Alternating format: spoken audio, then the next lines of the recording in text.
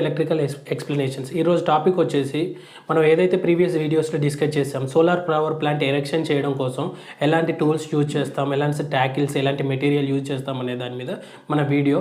ఈరోజు టాపిక్ వచ్చేసి U clamps and types of క్లాంప్స్లో ఫస్ట్ వన్ వచ్చేసి U clamp and Z clamp. ఈ క్లాంప్స్ వచ్చేసి మాడ్యూల్కి ఫిక్స్ చేస్తాము. మాడ్యూల్స్ మూవ్ అవ్వకుండా ఫిక్స్గా ఉండడానికి బేసిక్గా ఇవి రూఫ్ టాప్ మీద ఎక్కువ యూజ్ చేస్తాము. మాడ్యూల్ అలైన్మెంట్కి కూడా ఇవి ఎక్కువ ఉపయోగపడతాయి. నెక్స్ట్ వచ్చేసి ఎం క్లాంప్.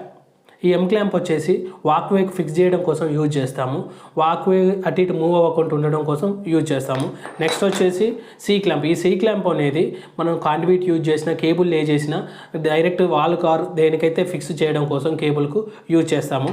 నెక్స్ట్ వచ్చేసి డ్రైన్ క్లాంప్. ఈ డ్రైన్ క్లాంప్ అనేది మన ప్రీవియస్ వీడియో ఉంటుంది.